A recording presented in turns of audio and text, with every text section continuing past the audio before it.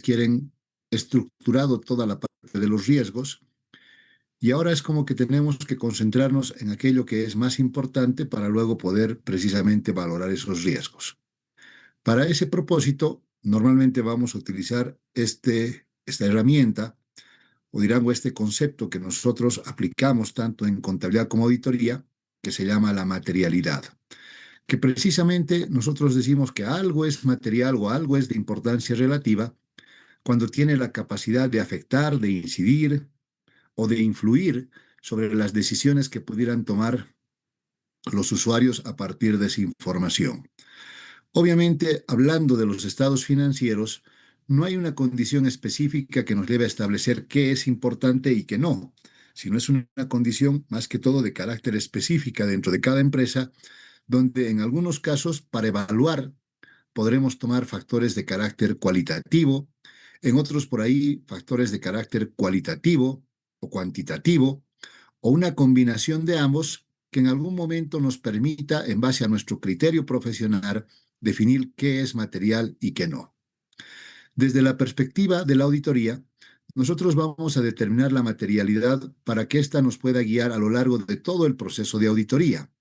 Durante la etapa de valoración de riesgos, para determinar qué es relevante a nivel general de los estados financieros y además, dirán ustedes, también determinar qué va a ser importante al momento en el cual vayamos a ejecutar las diferentes pruebas que tenemos que aplicar en la siguiente etapa de la auditoría. Pero también este concepto de materialidad nos permitirá valorar adecuadamente cuáles son los riesgos de incorrección material donde por ahí nosotros tenemos que poner mayor atención, donde tenemos que poner mayor énfasis, o por ahí, como diría alguien, donde tenemos que ser más escépticos. Obviamente, durante la respuesta a los riesgos también utilizamos los conceptos de materialidad. En este caso ya para determinar la naturaleza, el momento y la extensión de la aplicación de los procedimientos posteriores y en base a los resultados que vamos obteniendo de la aplicación de esas pruebas, también evaluar o reevaluar o revisar los niveles de materialidad que en algún momento pudiéramos haber establecido. Obviamente siempre la condición, dirán ustedes, va a ser con que si nosotros realizamos una adecuada estrategia de auditoría y durante la etapa de valoración de riesgos definimos adecuadamente los niveles de materialidad, lo más probable es que al momento en el cual ya empecemos a ejecutar la auditoría, seguramente nos encontremos con que vamos a ir confirmando, vamos a ir ratificando o vamos a, dirán ustedes, tal vez confirmar que los niveles de materialidad que hemos establecido por ahí son los adecuados. Sin embargo, pueden haber circunstancias, especialmente cuando nos encontremos con incorrecciones que son relevantes, que por ahí nos lleven a la necesidad de tal vez tener que replantear, de tener que revisar o, como muchos dicen, recalcular esos niveles de materialidad y a partir de eso seguramente revisar todo el enfoque y la estrategia de auditoría que hayamos definido. Sin embargo, esos niveles de materialidad también nos sirven durante la etapa de elaboración de los informes. Primero, precisamente para valorar el efecto que pudieran tener el conjunto de incorrecciones materiales que hayamos establecido y que en cierto momento podrían no ser corregidas dentro de los estados financieros de una empresa. Y a partir de esas incorrecciones que hayamos identificado, que a veces podrán ser relevantes, otras por ahí no tanto, y por ahí otras inclusive dirán, son inclusive incorrecciones triviales que no le importan a nadie. En otras palabras, formarnos una opinión en su conjunto con relación a los estados financieros. Por lo tanto, dirán ustedes, dependiendo de la etapa en la cual nos encontremos, seguramente vamos a utilizar diferentes niveles de materialidad. Normalmente en la etapa de valoración de los riesgos y al momento de emitir los informes, nosotros utilizamos un nivel de materialidad global o general, que normalmente lo denominamos materialidad a nivel de los estados financieros, porque en la etapa de valoración de riesgos, ese nivel de materialidad nos permitirá establecer qué clases de transacciones o saldos de cuenta son las más importantes y consecuentemente dónde tengamos que prestarle mayor atención, pero también dirán al momento de preparar los informes, ese mismo nivel de materialidad nos permitirá evaluar precisamente las incorrecciones que hayamos identificado para determinar qué tanto esas incorrecciones pudieran afectar las decisiones que los usuarios puedan tomar a partir de esos estados financieros.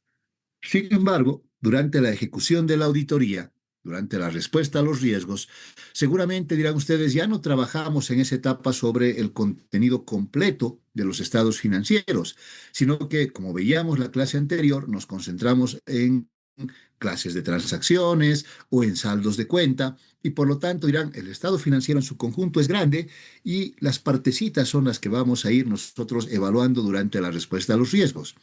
Por lo tanto, si tomáramos, vean, ese nivel de materialidad también enorme, es posible que por ahí perdamos la atención de lo que realmente es importante. En esa condición es que precisamente la NIE 320 nos guía para permitirnos establecer niveles de materialidad más pequeños que precisamente podamos aplicar durante la respuesta a los riesgos para poder establecer más que todo el alcance de los procedimientos.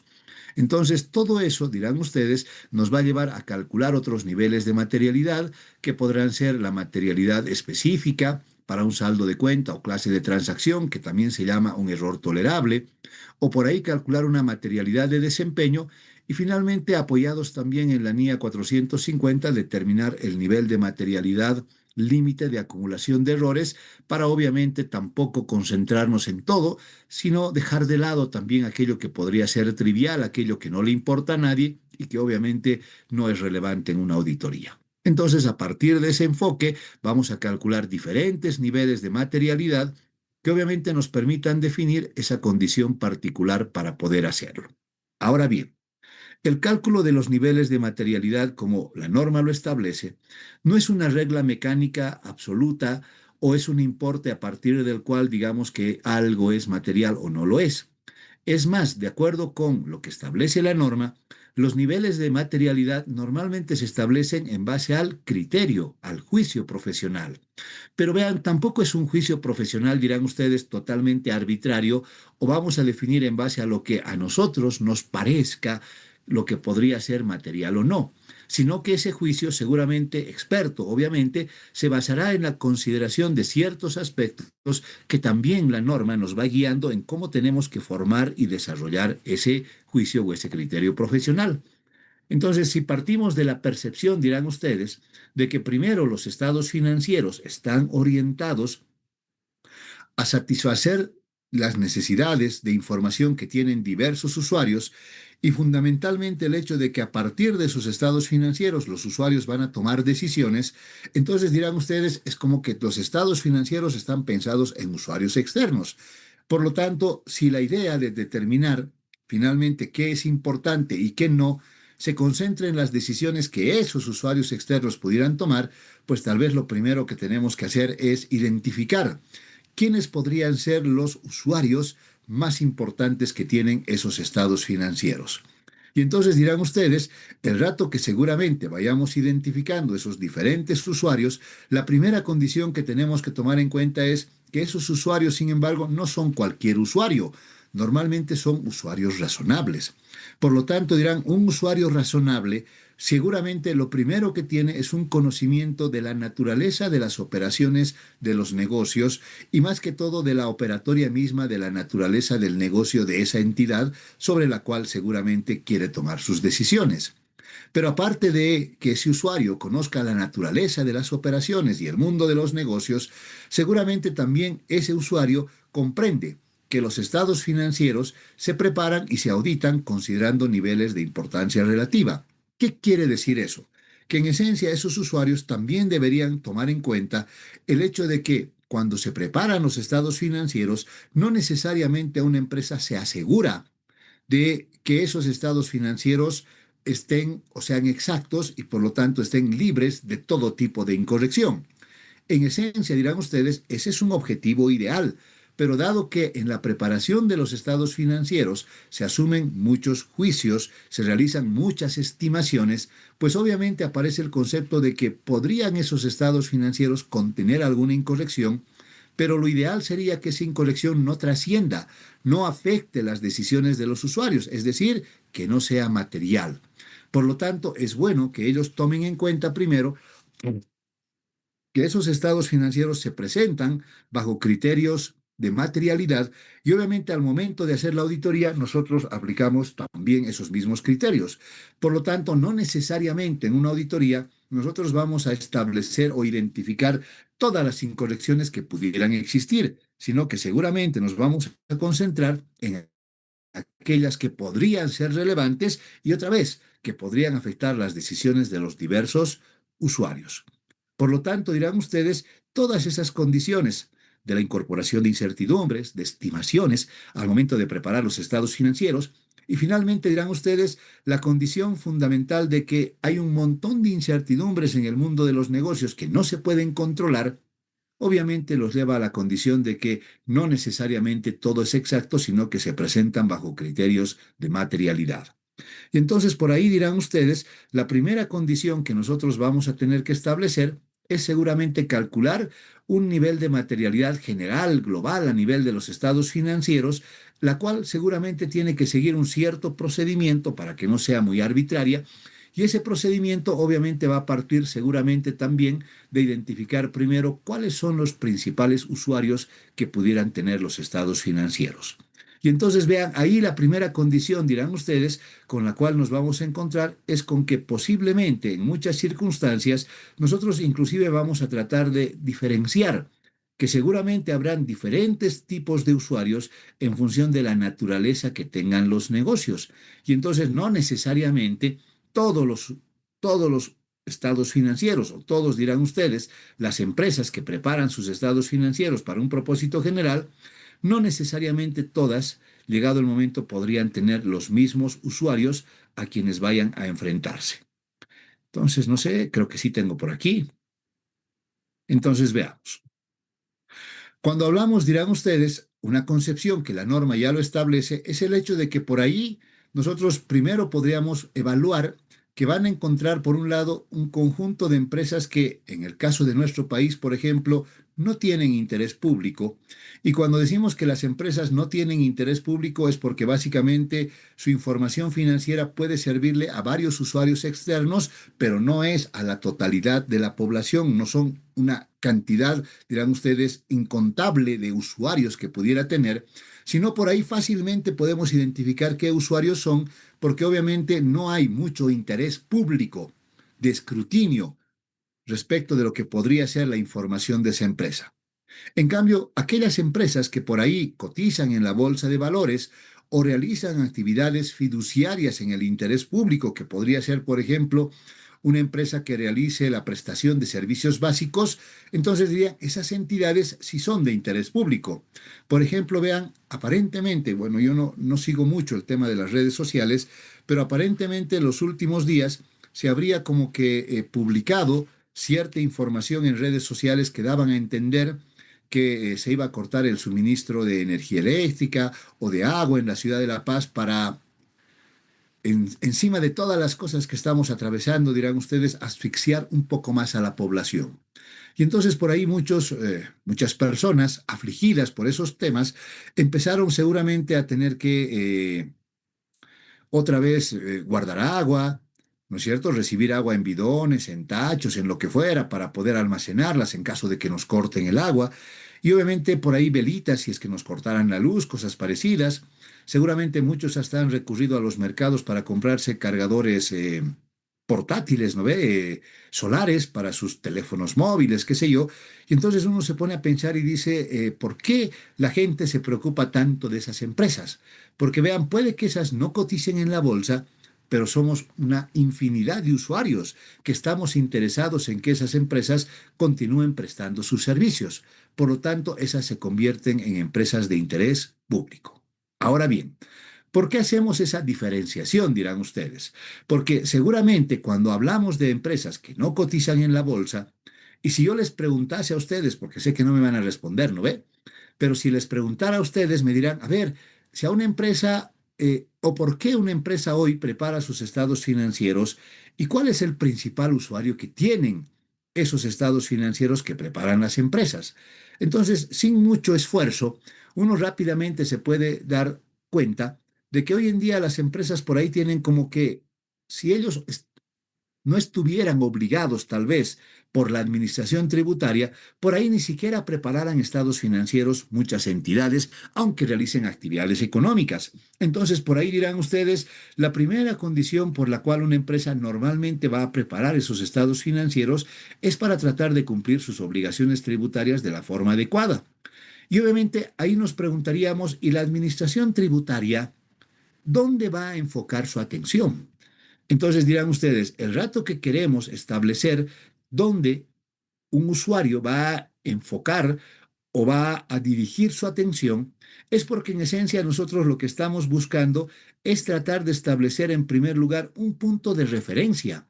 Ese punto de referencia, vuelvo a repetir, es aquella partecita del estado financiero donde por ahí el usuario, cualquier usuario en particular, podría concentrar su atención porque seguramente tiene algún interés particular sobre cierta línea o sobre cierta parte de los estados financieros.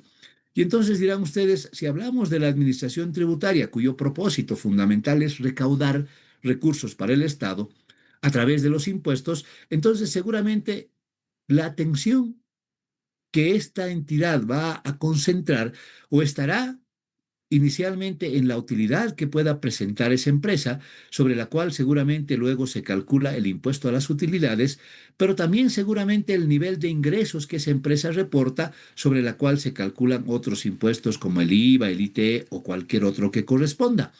Y entonces vean, por ahí vean, a ellos no les importa los activos que tiene una empresa, no les importa sus pasivos, no les importa el patrimonio. En esencia, ellos deben más que todo concentrar su atención en la utilidad, en el resultado final que tenga una empresa o finalmente dirán en el nivel de ingresos que genera. En la concepción de que hoy, aunque parezca, vean, irracional, eh, no irracional, inconsistente por ahí, aparecen un conjunto de personas que muchas inclusive no son formales, pero dicen que todas ellas tienen que cumplir obligaciones con los bancos. Entonces resulta que esos estados financieros también le sirven a una empresa para obtener financiamiento de diferente tipo de entidad financiera y donde obviamente dirán esas entidades financieras cuando reciben los estados de una empresa, ¿dónde concentrarán su atención? Obviamente, la primera condición para evaluar la posibilidad de otorgarle un crédito a una empresa siempre va a estar en función de la capacidad que una empresa tenga de generar recursos económicos. Normalmente, si ustedes van a los bancos, les van a decir que lo que los bancos evalúan para otorgar un crédito está en función de la capacidad de pago que tiene un deudor o un prestatario. Entonces, seguramente el préstamo que nos otorgan está en función de la capacidad que nosotros tengamos de reembolsar ese préstamo al banco. Pero reembolsar en base a qué? A los ingresos que cada entidad pueda generar dentro de la perspectiva de sus operaciones. Entonces, vean, por ahí dirán, el primer punto donde el banco se concentra ya no es tanto ahora en la última línea que es la utilidad, sino se concentra más en la capacidad que una empresa tenga de generar los suficientes flujos de efectivo que le permitan pagar su deuda, su capacidad de pago.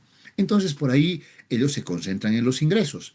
Pero dado que, llegado el momento, el banco nunca va a perder, también quiere garantizar que si en algún momento la empresa no pudiera pagar esas deudas, tiene que haber un respaldo al préstamo que haya otorgado.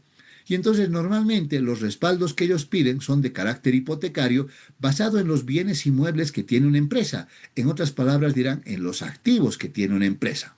Entonces vean, por ahí su primer punto de atención son los ingresos, pero luego también le interesa los activos que tiene una empresa. Y finalmente dirán, obviamente que a ese banco también le interesa que la empresa a la cual está prestando tenga resultados positivos en el tiempo, no tenga ningún problema de continuidad en el tiempo, y entonces por ahí le interesa también las utilidades y finalmente en algún momento seguramente también el patrimonio que pudiera tener la empresa. Ahora bien, esos por ahí dirán son los principales usuarios externos que tiene una empresa que no tiene interés público. Sin embargo, también en algunos casos podría ser que los mismos propietarios de la empresa también tienen cierto interés en esa entidad. Ahora vean, la mayoría de las empresas en Bolivia, que son propietarios, que son inversionistas, por ahí dirán ustedes, en la concepción general, un inversionista, un propietario, debe estar interesado en la condición de cuánto de rentabilidad le genera a una empresa, cuánto es la utilidad y esa utilidad, cuánto de rentabilidad le va a generar a su inversión en función de su aporte de capital. Pero vean, esa condición tal vez tradicional, habitual en cualquier negocio, no necesariamente se refleja en las empresas que tenemos en Bolivia. Porque como comentábamos hace varias clases, la mayoría de las empresas son de carácter familiar. Por lo tanto, vean, el rato que una empresa se estructura, se constituye y empieza a operar, dirán ustedes, la primera condición que la empresa va a tener es, hay que generar el suficiente nivel de ingresos que permita a los propietarios que a la vez terminan siendo empleados de la empresa, gestores de la empresa, que tengan un nivel de ingreso que les permita llevar adelante sus actividades normales de familia. Y entonces es como que uno se pone a pensar y dirían, en realidad, vean, ellos no están pensando tanto en la rentabilidad que pudieran tener a fin de año, que seguramente es importante tenerla, pero por ahí están más preocupados en la generación de ingresos en el día a día que a ellos les permita como personas también tener un ingreso personal. Por lo tanto, el salario normalmente de esos propietarios depende, propietarios gestores, llámenlo así, depende del nivel de ingresos que tenga una empresa. Y entonces vean, por ahí dirán, aunque no es una condición habitual en el mundo de los negocios, por ahí en las empresas familiares, la primera concepción será la generación de ingresos que pudiera tener una empresa. Obviamente también les digo, es bueno para ese propietario que la empresa tenga una utilidad o un nivel de rentabilidad, pero no es tal vez lo más importante, ¿se dan cuenta? Si al final del año, además de lo que hemos ido recibiendo cada año a través del salario, tenemos una utilidad más, tenemos un dividendo que nos vayan a pagar, bárbaro, pero vean, no es el principal objetivo que puedan tener las empresas. Adicionalmente, dirán como a cualquier propietario, por supuesto que le interesa saber con qué activos cuenta esa empresa y cuál es el patrimonio que respalda la operatoria de esos activos en la empresa. Adicionalmente a estos tres, que por ahí pudieran ser los principales tres usuarios que tienen las empresas en Bolivia que no tienen interés público, que son el 99% prácticamente de las empresas que existen, obviamente dirán, en algunos casos puede ser que un proveedor para otorgarle, por ejemplo, una línea de crédito u otorgarle un crédito para sus operaciones, también podría pedirle esos estados financieros. Y otra vez, ese proveedor, al igual que el banco, al proveerle recursos de capital, lo primero que le va a interesar es cuál va a ser la capacidad que ese usuario tenga para pagarme su deuda. Entonces, seguramente, ¿de dónde proviene, dirán ustedes, el dinero para pagar la deuda? Normalmente de los ingresos que genera una empresa. Obviamente dirán, a ellos también les interesa seguramente que eso tenga un cierto respaldo a través de los activos y obviamente mejor si ese cliente con el cual vamos a trabajar demuestra ser rentable, porque a partir de eso seguramente es mucho más fácil cobrarle cualquier operación futura que pudiéramos tener. Finalmente, vean, aparece una entidad también del Estado, así como la Administración Tributaria, que por ahí muchas veces ni la tomamos en cuenta. La Autoridad Social de Empresas también es un usuario de los estados financieros, que como veíamos, por ejemplo, hace algunas clases, solamente, para empezar, dirán ustedes, regula el hecho de que las empresas en Bolivia cumplan con todo el marco normativo a partir del Código de Comercio e inclusive tengan incorporado un concepto de gobierno corporativo dentro de su gestión de negocio. Y sin embargo, si en algún momento las empresas incumplieran con cualquier requerimiento, pues seguramente esta autoridad también tiene, al igual que el SIN, la posibilidad de fiscalizarla. Y cuando ellos fiscalizan, normalmente vean, no se concentran en la utilidad de la empresa para calcularle una multa o en el importe del incumplimiento, porque el incumplimiento tiene que ver con la norma. No preparó registros contables, no hizo notariar sus registros o por ahí no ha impreso sus libros de inventario. ¿Se dan cuenta? Son aspectos de cumplimiento normativo. Y entonces no son cuantificables. Por lo tanto, para calcular sus multas, de acuerdo con los reglamentos que ellos tienen, parten del margen bruto, es decir, de los ingresos menos el costo de ventas que tienen las empresas y sobre ese importe empiezan a calcular sus porcentajes de multas. Entonces vean, si por ahí la multa más grande, ustedes que son capísimos en el tema de impuestos, por ejemplo, dirán, la multa más grande a la cual pudiera estar expuesta una empresa, tal vez un incumplimiento al deber formal o lo que fuera, creo que son 5.000 UFBs, que hoy por el valor de la UFB serán algo más de 16.000 bolivianos más o menos. Vean, es lo máximo de multa que cobra el SIN. Pero si vamos a la EM como calcula un porcentaje en función del margen bruto que tiene una empresa, obviamente el importe de sus multas son pues significativos. Y en la historia de la EM, ustedes pueden entrar a su página y ahí pueden obtener todas las notas de cargo que han emitido en el tiempo. Por ejemplo, se van a encontrar con que en su momento le calcularon una multa, por decirles a Soboce, como hace 10 años atrás, algo más inclusive, y esa multa llegaba a un equivalente de aproximadamente $1.000.000, ¿sí? En su momento, hace unos cuantos años después de la pandemia, también hicieron un proceso de fiscalización a la Cervecería Boliviana Nacional. Y vean, por incumplimientos como que cositas, detalles, ¿se dan cuenta? Hay cosas que ustedes van a decir hasta irracionales son en algunos casos, pero ellos dicen incumplió la norma y si incumplió, no me importa qué tan relevante sea, ya no cumplió la norma. Y entonces le aplican la multa y en el caso de la cervecería esa multa llegó aproximadamente a los $5.000.000. Entonces, si por ahí muchos viven preocupados del SIN, vean, cuando yo asesoro a una empresa, le digo, está bien que se preocupe por el SIN.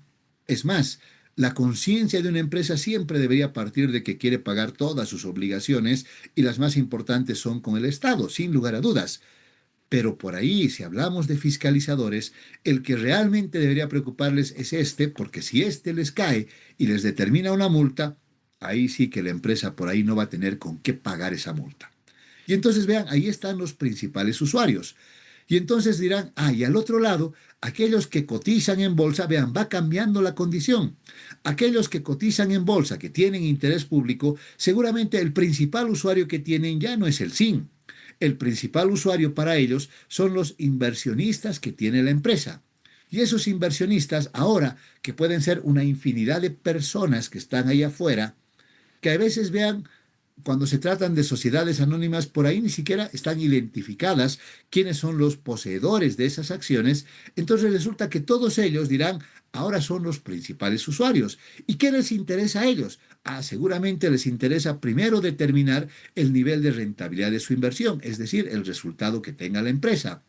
Obviamente también les interesa determinar cuál es el grado de generación de ingresos que la empresa tiene en función del patrimonio o en función de sus activos. Entonces, por supuesto que les interesa también los ingresos, pero vean, ya va cambiando el orden en el cual les interesa la información. Y a estos señores obviamente les interesa el patrimonio, que es lo que en realidad ellos aportaron, y cómo ese patrimonio está distribuido a través de sus activos. Entonces va cambiando un poco el orden dependiendo de la perspectiva que tienen los diferentes usuarios.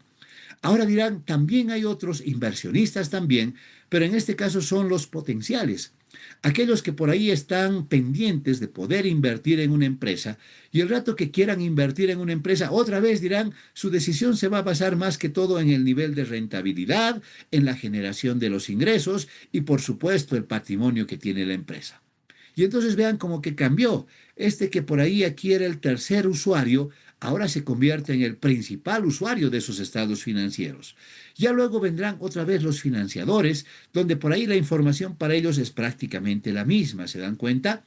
Y luego dirán, y por supuesto aparece la administración tributaria como un usuario más. Ahora para estos no es el más importante son sus inversores, porque como ellos cotizan en bolsa, seguramente a ellos está dirigida su información de manera inicial.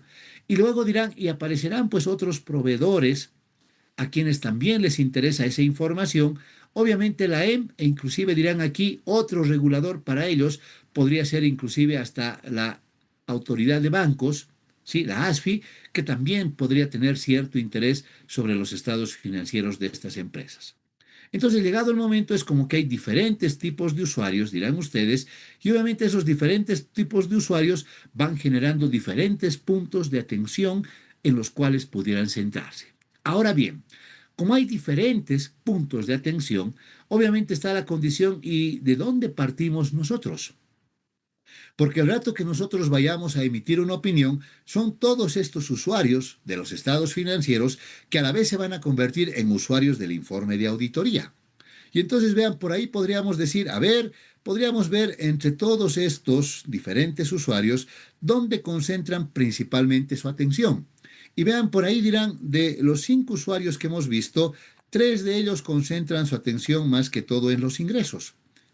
Sí, 3 concentran en los ingresos. Por ahí a otro le interesa el resultado. Ese resultado también es importante en los otros, pero tal vez vean ya no en una primera instancia, sino tal vez en una segunda o en una tercera. Para otros por ahí los activos también. Y dirán, y los activos, vean, en casi todos los casos y al final como que el patrimonio. Entonces, por ahí vean, llegado el momento, es como que ahora podemos ir poniendo algunas reglas, dirán ustedes, de este análisis que hacemos, donde por ahí si se trata de empresas que no cotizan en bolsa, por ahí primero podemos tomar sus ingresos, luego su resultado, luego tal vez los activos y finalmente el patrimonio de una empresa. Ahora dirán, y si vamos a una con interés público, vean, por ahí en la de interés público dirán, la mayoría de los usuarios se concentra más que todo en el resultado o la utilidad. Después de eso, seguramente vean, o en el segundo lugar, como en esos casos, o en otros dirán, termina siendo el primero, terminan siendo también sus ingresos. Y luego, obviamente, también vienen los activos y el patrimonio de la empresa. Entonces, la única diferencia, dirán al final, es que por ahí el orden pudiera afectarse, pero al final de cuentas, estos diferentes usuarios de las empresas se van a concentrar en el resultado de una empresa, en los niveles de ingreso, en los activos que tiene la empresa y por ahí el patrimonio de la empresa. Deben ser los 4 puntos más importantes donde por ahí ellas concentran sus, dirán ustedes, sus decisiones. Y obviamente eran, no importa mucho la naturaleza de una entidad. Si una entidad al final es de carácter lucrativo, que puede ser de servicios, puede ser comercial, puede ser industrial, seguramente dirán, en esos casos, seguramente el principal punto de atención al final va a ser el resultado del periodo.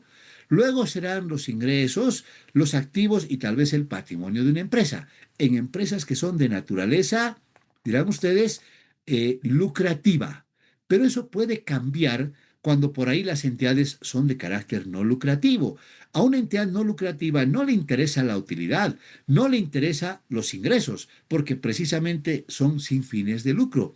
Por ahí vean, esa entidad está más que todo pensada en el nivel de inversiones que puede tener durante un determinado periodo. Ese nivel de inversiones, cuando se tratan de entidades sin fines de lucro o también se llaman proyectos, se concentra más que todo en los gastos que se generan. Y a partir de eso dirán, y también los activos que pudieran tener ese tipo de entidades. Entonces vean, muchas veces, aunque esta podría ser una reglita que habitualmente la vamos a utilizar, no siempre es en todos los casos. A veces dirán, hay que partir de la naturaleza de la entidad, porque en función de la naturaleza pueden haber otro tipo de usuarios y esos usuarios tener o prestar su atención en puntos que por ahí una empresa lucrativa no lo haría. Y entonces esa condición también deben tenerla en cuenta. Entonces, a partir de eso, dirán ustedes, es como que ya podríamos tener un punto de referencia, que es el punto en el cual nosotros nos vamos a concentrar para tomar decisiones a partir de haber identificado esos diversos usuarios y en donde esos usuarios concentran su atención al momento de tomar sus decisiones. Saldremos, volvemos a entrar para terminar con esta partecita. La utilidad, tal vez primero, luego podrían estar los ingresos, luego los activos y luego el patrimonio. Podría ser que a veces esto se invierta un poquito y por ahí en ciertos casos los ingresos van a estar antes de la utilidad. Ahora bien, otra vez dirán, en el caso particular de la mayoría de las empresas que tenemos en Bolivia, que por ahí no cotizan en bolsa más que todo, es decir, no tienen interés público, por ahí vean, el resultado del periodo obviamente, es un punto de referencia importante.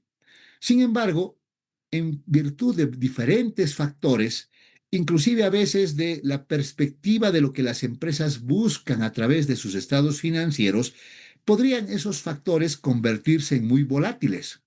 Entonces, por ahí uno diría, hay cosas que parecen irracionales. Empresas que por ahí tienen 10.000 bolivianos de patrimonio y resulta que generan 1 millón de bolivianos de ingreso. ¿Cómo puede ser posible que con 10.000 bolivianos de capital generen 1 millón de ingresos? Eso es, extraordinariamente increíble si quieren. Al otro lado dirán, hay otras empresas que por ahí tienen el millón de bolivianos como parte de su capital y llegado el momento solo generan una rentabilidad de 10.000 bolivianos. Otra vez dirán totalmente irracional. O por ahí el resultado de una empresa como que, vean, no es o no tiene un comportamiento estable en el tiempo. A veces es muy grande, otras veces pequeño, otras veces inclusive negativo, vuelve a subir. Y entonces dirán, todos esos factores definen la condición de que, por un lado, la utilidad o el patrimonio de una empresa en muchos casos terminan siendo factores muy volátiles. Y entonces vean, un estudio que se preparó ya hace como 20 años, más de 20 años, en Bolivia, definió que evidentemente estos son los principales puntos de atención, puntos de referencia. Pero dada la volatilidad que existe en la utilidad y el patrimonio, a veces por ahí, en el caso particular de las empresas de Bolivia, por ahí es mejor directamente tomar o el nivel de ingresos o el nivel de activos que tenga una empresa y por ahí olvidarnos de estos otros por la volatilidad que tienen. Sin embargo, dirán ustedes, aún así, nosotros podemos nomás seguir la reglita. Y seguramente si ubicamos primero la utilidad, luego vamos a evaluar qué tan volátil es ese punto. Y si es volátil, por supuesto, lo descartamos y nos vamos a los ingresos que tenga la empresa. Ahora vean, de los ingresos dirán, si no son los ingresos, deben ser los activos. Si no es los activos, el patrimonio es como que seguimos el orden. Sin embargo, a veces esto puede invertirse. Dirán, en algunos casos, por ahí las empresas van a poner más atención en los activos que en los ingresos.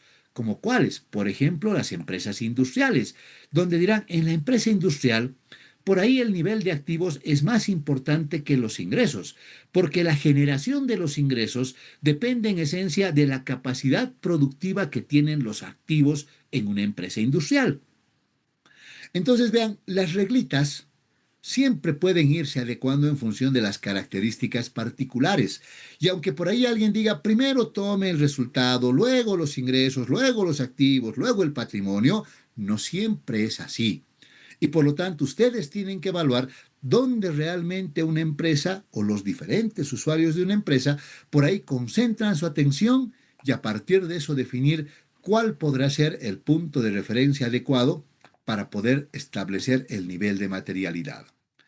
Una vez establecido y decir, nos vamos a concentrar en los activos, en el patrimonio, en los ingresos o donde fuera de la empresa, aparece la condición y qué importe es el que vamos a tomar. Esta parte es relevante porque en muchos casos, dirán ustedes, cuando hacemos auditorías sobre estados financieros que son definitivos, ya terminados si quieren, y además nos encontramos con la condición de que por ahí no esperamos encontrar errores significativos, es como que ese importe podría ser directamente el que tomemos en cuenta. Pero a veces alguien diría, ¿y qué pasa si yo tengo ese estado financiero que me dicen no es tan final, es preliminar? Ya me da la condición de que podría haber la necesidad de muchos ajustes y entonces por ahí los importes que tienen ya no necesariamente van a ser los definitivos. Por ahí tengo que hacer una, no se llama ajuste, se llama una normalización de esos importes. Y vean, eso es mucho más obvio de establecer cuando, por ejemplo, empezamos a hacer una auditoría con anticipación al cierre y tomamos estados financieros intermedios, tal vez con cierre al mes de septiembre y octubre. Y si por ahí nosotros hemos definido que el punto de referencia es la utilidad o son los ingresos, dirán, no pues, si la utilidad es de 9 meses o de 10, no va a ser la misma que va a obtener a los 12 meses. Por lo tanto, hay que normalizar ese importe. O lo mismo dirán, no es lo mismo el nivel de ingresos de 10 meses al del total del año. Hay que normalizar el importe. Por ahí, si nuestro punto de referencia fueran los activos, dirían, ahí no importa mucho si es 10 meses o 12, el nivel de los activos de una empresa no va a variar mucho, ¿no es cierto? Y entonces vean, las condiciones pueden ir cambiando. Y sin embargo, diría, a veces podemos tomar directamente el importe que está en los estados financieros, a veces por ahí necesitamos normalizar esos importes. A partir de que ya tenemos, dirán, que nos vamos a concentrar, por decirles, en los ingresos, y tenemos el monto de los ingresos, ahora nos dicen, en base a su criterio, en base a su juicio, usted tiene que determinar qué es relevante y qué no. Obviamente dirán ustedes, mi juicio, ¿en qué se va a basar? en el conocimiento que yo tengo de un negocio. Entonces seguramente dirán todo aquello que tenga que ver con la naturaleza misma de la operatoria de un negocio seguramente es importante. Entonces, en una empresa comercial dirán, como veíamos en el análisis de estados financieros, en una empresa comercial por ahí lo importante es su inventario, por ahí si es que vende a crédito sus cuentas por cobrar, si es que compra mercadería, por ahí tiene proveedores y seguramente sus ventas y su costo de ventas. Vean, ahí está concentrada mi atención. Eso debe ser lo más importante. Y al otro lado dirán, y todo lo demás seguramente no es importante. Y entonces es como que ya voy a, vean, separar, poner una línea, dirán, entre aquello que podría ser importante y aquello que no lo es. Y entonces aparece la condición de que más o menos ya tengo un parámetro, vean, no cuantitativo exacto, sino cualitativo, que me está permitiendo definir ciertas condiciones. Y a partir de eso dirán, ya más o menos puedo ir poniendo, puntualizando otros temas de carácter cuantitativo que vayan configurando qué es material y qué no. Pero por ahí yo no voy a establecer un importe exacto, voy a establecer un umbral, una brecha dentro de la cual está la materialidad. Y vean, esa brecha, ese umbral, como establece la NIA 320, dicen es un área gris. Entonces alguien diría, ¿por qué un área gris? Porque la materialidad puede estar dentro de ese umbral, podría estar un poquito más arriba, tal vez un poquito más abajo, pero en esencia está dentro de esa franja, esa brecha que estamos estableciendo. Y luego vean, como el monto no es exacto y llegado el momento dirán, pero yo quisiera un monto exacto como tal, entonces recién ahí nos dicen, ok, podríamos confirmar lo adecuado de ese trabajo que hemos hecho mediante la aplicación tal vez de un porcentaje a ese punto de referencia que nos permita determinar precisamente si la materialidad está bien o no determinada. Y entonces vean, todos esos factores que acabamos de ver, dirán ustedes, obviamente son los que vamos a tomar en cuenta. En el punto de referencia es donde, dirán ustedes, hemos hablado de varios aspectos, tal vez donde más nos hemos concentrado por la importancia que tiene, partiendo, dirán ustedes, de primero identificar quiénes son los usuarios de sus estados financieros, qué elementos tienen los estados financieros. En muchos casos, como les decía, también podemos tomar en cuenta la naturaleza de la entidad, el ciclo de vida en el cual se encuentra, el sector en el cual opera. Tal vez la estructura de propiedad, ¿se acuerdan? Hemos dicho, hay empresas que tienen una propiedad familiar, por lo tanto, por ahí los ingresos para ellos es más importante que la utilidad. Y obviamente también hemos hecho referencia a la volatilidad que pudieran tener esos puntos de referencia. Entonces, cuando nosotros calculamos ese nivel, ese umbral de materialidad, como yo les decía, es una brecha, no es un monto exacto. Y sin embargo dirán, todo lo que esté por arriba del umbral de materialidad seguramente será considerado como material y aquello que por ahí esté por debajo, por ahí no es material. Material, ¿qué quiere decir? Que seguramente afectará las decisiones de esos usuarios razonables. Si no es material, por ahí su decisión no va a cambiar ni se ve afectada. Y obviamente aparece la condición, dirán, de que, ok, con eso nosotros estamos calculando básicamente esa materialidad global o materialidad a nivel de estado financiero. Pero también pudiéramos calcular otro tipo de materialidades que nos van a permitir básicamente guiar nuestro trabajo a lo largo de todo el desarrollo de la auditoría. Como la materialidad del desempeño, dirán ustedes, que la podemos aplicar al momento de determinar el alcance de los procedimientos. Pero a veces la materialidad del desempeño, que solo podría ser un porcentaje sobre la materialidad a nivel de estado financiero, dirán ustedes, va a ser todavía un monto general para todas las cuentas. ¿Qué pasa si las cuentas que componen los estados financieros, algunas tienen saldos muy grandes, otras por ahí saldos muy pequeños, y yo voy a aplicar el mismo criterio para todo? Entonces a veces uno diría, sí podríamos hacerlo, pero tal vez es más importante que en algunos casos nos concentremos en la importancia relativa que tiene cada cuenta y entonces podríamos calcular una materialidad específica para cada saldo o para cada clase de transacción dependiendo de la necesidad que nosotros establezcamos. Y normalmente en este caso, esa materialidad específica nosotros la definimos como un error tolerable. Vean, el error tolerable, ¿qué viene a ser? Es lo máximo de error que nosotros podríamos aceptar al nivel de una cuenta. Entonces dirían, eso me va a permitir establecer que seguramente si yo encuentro un error a nivel de esa cuenta que sea mayor a ese error tolerable, es porque eso ya va a trascender a nivel general de los estados financieros. En cambio, lo que esté dentro de lo que es tolerable, por ahí todavía es manejable, todavía no afecta las decisiones de los usuarios. Y al final dirán, un límite de acumulación de errores que está ahí abajo, más bien va a permitir definir qué es trivial y por lo tanto aspectos en los cuales seguramente no nos vamos a concentrar.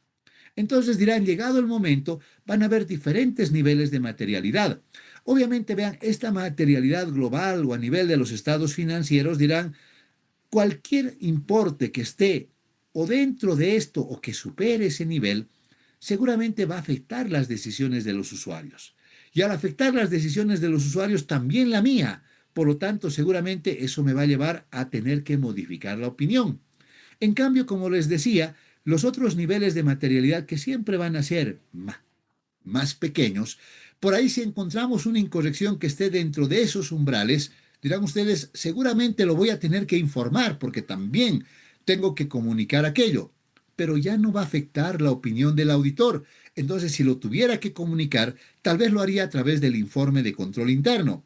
Y finalmente eran, y habrán pues otras incorrecciones que no les importan a nadie, que son triviales, que no superan el límite de acumulación de errores.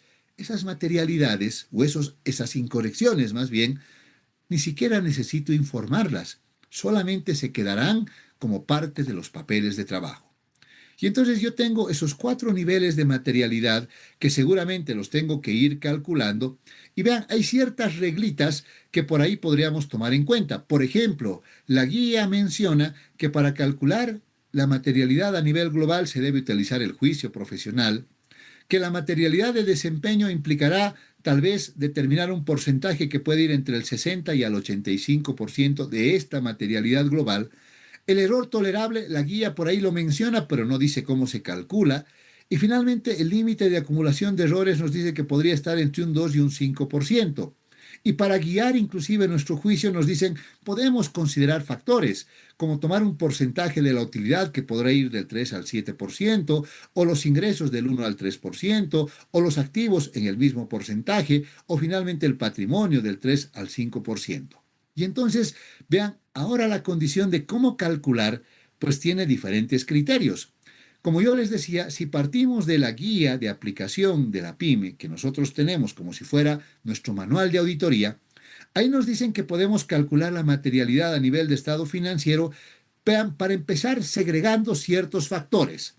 Entre ciertos, dirán ustedes, puntos de referencia que ellos definen que son, por ejemplo, puntos brutos, como los activos y los ingresos, donde normalmente nos dicen podríamos tomar porcentajes que van del 1 al 3%, o factores que son netos, como el patrimonio o la utilidad. ¿Por qué neto? Porque la utilidad es la diferencia de ingresos menos gastos. Por lo tanto, dirán, los importes son siempre más pequeños. Si los importes son más pequeños, vean, los factores van a ser más grandes que cuando se tratan de importes brutos. Entonces, en el caso del patrimonio nos dicen, podríamos tomar de un 3 a un 5% y de la utilidad tal vez de un 3 al 7%. Es un criterio, dirán ustedes, seguramente basada en la experiencia de quienes prepararon esa guía. Ahora viene la primera pregunta con la cual nosotros nos encontramos. ¿Cuál tomaríamos nosotros? ¿El 1 o el 3%? ¿El de abajo o el de arriba? Y vean, depende del nivel de riesgo que tenga la entidad. Entonces dirán, seguramente yo podría tomar el 1 si se tratan de empresas que son más riesgosas o menos riesgosas. Es como construir una muralla, hemos dicho. Entonces, si la entidad tiene muchos riesgos, ¿qué me conviene a mí? ¿Que el muro esté más arriba o más abajo? Tal vez, en una perspectiva, dirán, prudente, yo prefiero que esté más abajo, porque si está más abajo, puedo ver más cosas. Entonces, seguramente, si la entidad es más riesgosa, yo puedo tomar el factor del límite inferior. Si la empresa es menos riesgosa, mi muro puede ser más alto. Puedo tomar el límite superior de esa regla que establece la guía. Pero vean, otra vez, basado en el conocimiento que tengo de lo que realmente implica la operatoria de los negocios y el objetivo que tiene una auditoría, no es un criterio arbitrario. Para calcular la materialidad de desempeño, esa guía también nos da un rango y dice entre el 60 y hasta el 85%. Otra vez dirán, eso también puede variar del nivel de riesgo. No establece un criterio específico para calcular la materialidad específica y la del límite de acumulación de errores menciona que puede ir del 3 al 5%. Pero vean, esa es la guía, pero no es el único criterio que hay. Por ahí podemos tomar un señor Villarmarzo, un paraguayo, que hace 40 años atrás, él realizó un trabajo interamericano en el cual había evaluado los diferentes niveles de materialidad. Y vean, hace 40 años atrás la NIA 320 solo hablaba de la materialidad global y entonces él dijo que podríamos tomar el 2% de los activos o el 1% de los ingresos o el 5% del patrimonio o el 5% de la utilidad. Y ahora vean, cuando uno toma estos factores que ese señor estableció hace más de 40 años y dice, ¿serán adecuados? Uno se da cuenta que, vean, los activos, él le puso justo aquí al medio, como que le achuntó más o menos, ¿no ve? Y si hablamos del, vean, dirán de la utilidad, también estaba justo al medio. En el caso de los ingresos, por ahí se fue a uno de los extremos y en el patrimonio por ahí al otro de los extremos. Aún así dirán, todos los factores que este señor estableció hace más de 40 años parecían ser adecuados y parece que no han cambiado mucho en la evolución de los negocios. Obviamente, como esto no se definía en la norma, él no había establecido ningún criterio al respecto. Si tomamos por ahí algún libro que ustedes tienen, Whittington, un libro americano, seguramente era un libro americano pensado pues en las empresas de Estados Unidos, grandes empresas, vean ustedes que por ahí sus niveles de materialidad son más pequeñitos. Entonces dirán, aquí él parte de un 0,5 para llegar al 1. Obviamente las otras partían del 1 hasta el 3%. Los ingresos también parte del 0,5 hasta el 1, la otra partía del 1 hasta... Entonces dirán, es como que toma alguno de los límites, pero se va más para abajo. Y más para abajo, primero en la concepción, vean de que los americanos siempre son más prudentes, pero además en la concepción de que están pensados no en empresas chiquititas, sino en las grandes empresas que por ahí tienen en los Estados Unidos. Ese libro establece que también se pueden calcular estos otros dos niveles de materialidad en base a un criterio profesional. Aparece un matemático, Schuster. Este señor, hace 50 años atrás más o menos, en un libro de estadística aplicada a la auditoría, definió que se pudieran calcular ciertos niveles de materialidad en fórmulas matemáticas que él establecía. Y entonces decía, la materialidad a nivel de estado financiero se va a determinar calculando un factor alfa por el mayor que pudiera ser entre activos e ingresos elevado a la 2/3. Y a partir de eso calcular una materialidad específica que él le dio la denominación de error tolerable, que partiendo, vean, de esta materialidad íbamos a multiplicar por la raíz cuadrada del saldo de cada cuenta dividido otra vez entre el mayor de activos e ingresos. Este señor, vean, sin hacer mucho análisis o sin tomar en cuenta lo que hoy la norma dice, es como que implícitamente este señor dijo, hay que tomar el mayor entre activos e ingresos. Y la pregunta era, ¿qué son los activos y los ingresos? Deberían en esencia ser el punto de referencia. Vean, el señor no tenía ese concepto todavía. Y sin embargo él decía, ok, tomaremos activos o ingresos. Y cuando dijo el mayor, implícitamente el mayor tenía que ver con la naturaleza de los negocios. Porque si ustedes van a una empresa comercial, van a ver que en la empresa comercial los ingresos son mayores a los activos. Si van a una empresa industrial, los activos son mayores a los ingresos, normalmente. Y entonces vean, por ahí él sin hacer todo ese análisis de modelo de negocio, de usuarios ni de nada, él implícitamente puso, al igual que nosotros, que el punto de referencia podría estar entre los ingresos y los activos principalmente, y para él el mayor es el que deberíamos tomar.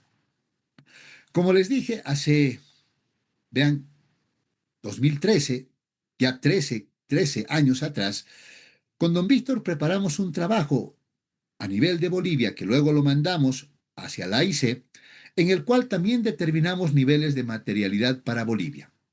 En la materialidad global a nivel de estado financiero, nosotros establecimos que no deberíamos tomar ni la utilidad ni el patrimonio porque son muy volátiles en la mayoría de las empresas en Bolivia.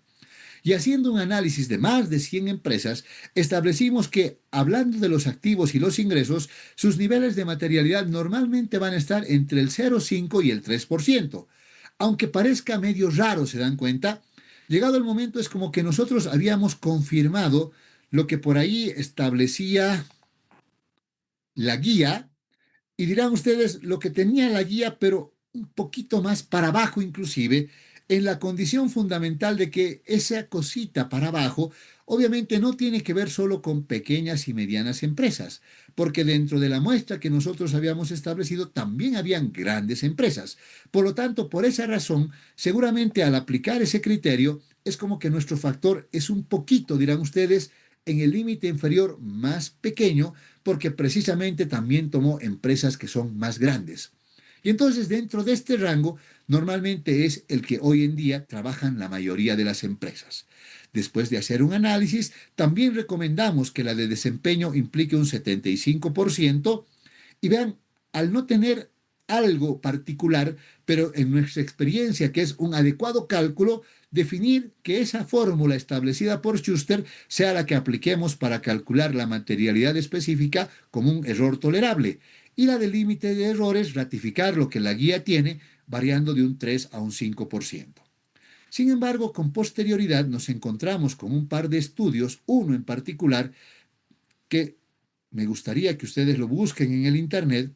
El primer estudio generado por la Financial Reporting Council sobre temas de materialidad, pueden buscar este Financial Reporting Council en el Internet, perdón, es una organización que estudia aspectos de finanzas en el Reino Unido, y ellos en ese momento publicaron un estudio donde otra vez dijeron los niveles de materialidad se van a calcular en función de entidades cotizadas, entidades no cotizadas, y obviamente ellos hicieron una condición de hacer un benchmarking, si quieren, un estudio de qué niveles de materialidad se tomaban en las principales firmas de auditoría. Obviamente aquí están, para empezar, dirán las cuatro firmas más grandes, Price, KPMG, Ernst y Deloitte, pero obviamente ellos bajaron un poquito más, llegaron hasta las seis grandes firmas, las más grandes de ese momento, y tomaron BDO y Grant Thornton también. Y entonces vean, cuando uno empieza a tomar y dice en entidades que están cotizadas, obviamente vean, sus factores siempre van a ser más pequeños que aquellas que son, dirán, o más bien no cotizadas. ¿Por qué? Porque la cotizada, al tener un interés público, siempre el nivel de riesgo profesional va a ser más grande.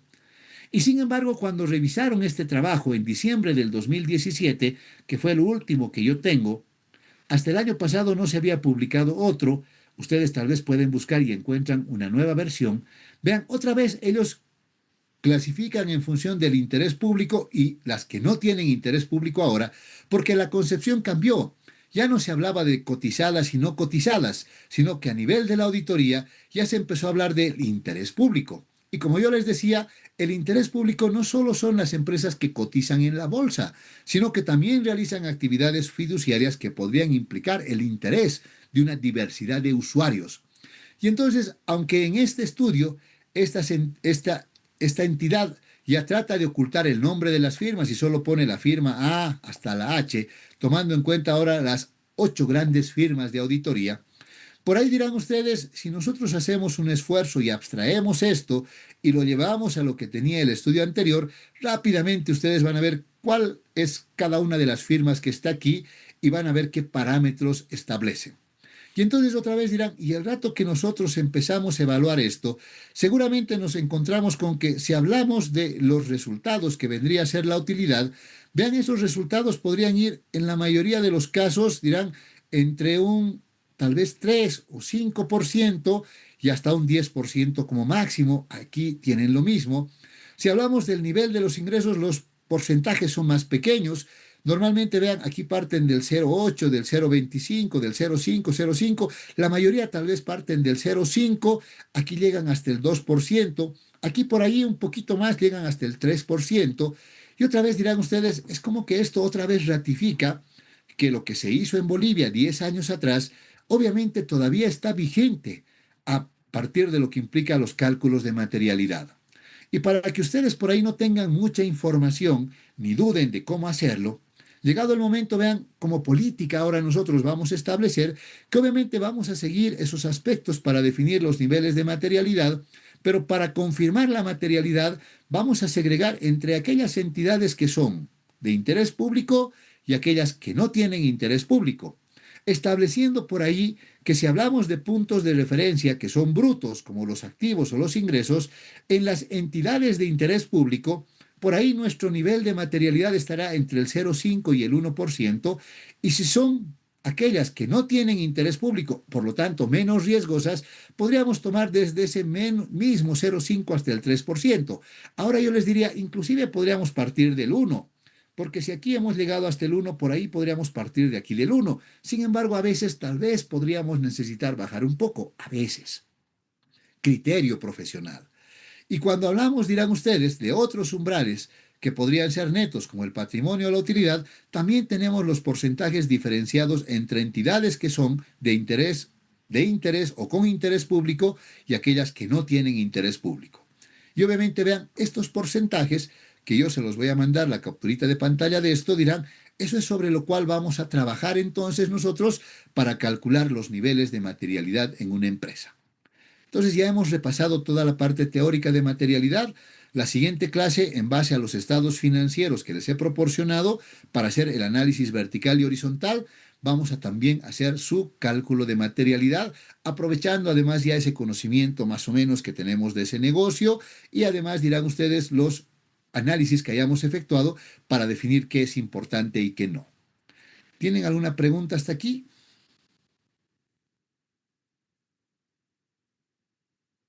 ¿Está todo claro? Mi amigo Sí, José. licenciado. Claro, Rick. Ok. Entonces, nos vemos el día lunes. Ya no sabemos cómo irá la cosa. Si es que tenemos que pasar clases virtuales, utilizamos el mismo link.